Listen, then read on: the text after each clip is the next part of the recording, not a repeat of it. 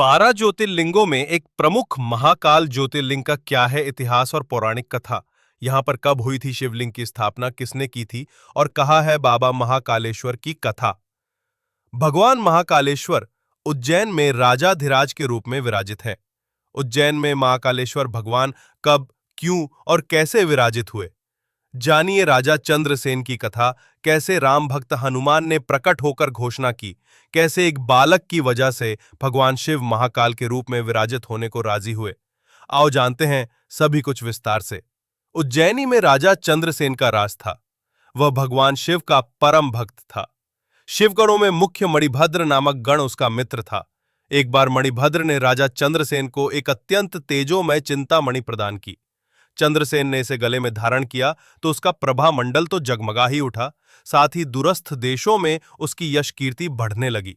उस मणि को प्राप्त करने के लिए दूसरे राजाओं ने प्रयास आरंभ कर दिए। कुछ ने प्रत्यक्षतः मांग की, कुछ ने विनती की। चूंकि वह राजा की अत्यंत प्रिय वस्तु थी, अतः राजा ने वह मणि किसी को नहीं दी।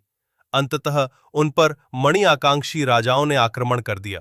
शिव भक्त चंद्रसेन भगवान महाकाल की शरण में जाकर ध्यानमग्न हो गया। जब चंद्रसेन समाधिस्थ था, तब वहां कोई गोपी अपने छोटे बालक को साथ लेकर दर्शन हेतु आई। बालक की उम्र थी 5 वर्ष और गोपी विधवा थी। राजा चंद्रसेन को ध्यानमग्न देखकर बालक भी शिव की पूजा हेतु प्रेरित हुआ।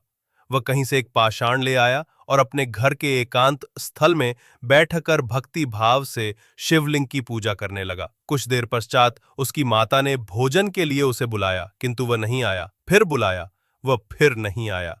माता स्वयं बुलाने आई तो उसने देखा बालक ध्यानमग्न बैठा है और उसकी आवाज सुन नहीं रहा है। तब क्रुद्ध हो माता ने उस बालक को पीटना शुरू कर दिया और समस्त पूजन सामग्री उठाकर फेंक दी।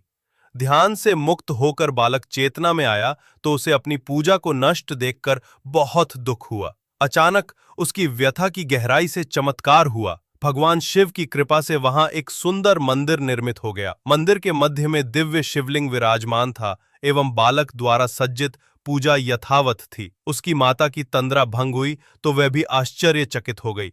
राजा चंद्रसेन को जब शिवजी की अनन्य कृपा से घटित इस घटना की जानकारी मिली तो वो भी उस शिव भक्त बालक से मिलने पहुंचा। अन्य राजा जो मणि हेतु युद्ध पर उतारू थे, वे भी पहुंचे। सभी ने राजा चंद्रसेन से अपने अपराध की क्षमा मांगी और सब मिलकर भगवान महाकाल का पूजन अर्चन करने लगे। तभी वहां राम भक्त श्री हनुमान जी अवतरित हुए और उन्होंने गोप बालक को गोद में बैठाकर सभी राजाओं और उपस्थित जन समुदाय को संबोधित किया। शिव की अतिरिक्त प्राणियों की कोई गति नहीं है। इस गोप बालक ने अन्यत्र शिव पूजा को मात्र देखकर ही, बिना किसी मंत्र अथवा विधि विधान के शिव आराधना कर शिवत्व सर्वविध मंगल को प्राप्त किया है। ये शिव का परम श्रेष्ठ भक्त समस्त गोपजनों की कीर्ति बढ़ाने वाला है। इस लोक में ये अखिल अनंत सुखों को प्राप्त करेगा, वह मृत्युपरांत मोक्ष को प्राप्त होगा।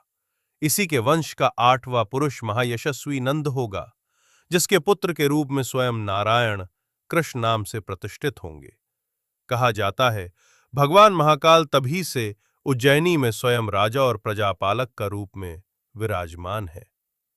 हमारे प्राचीन ग्रंथों में महाकाल की असीम महिमा का वर्णन मिलता है। महाकाल साक्षात राजाधिराज देवता माने गए हैं।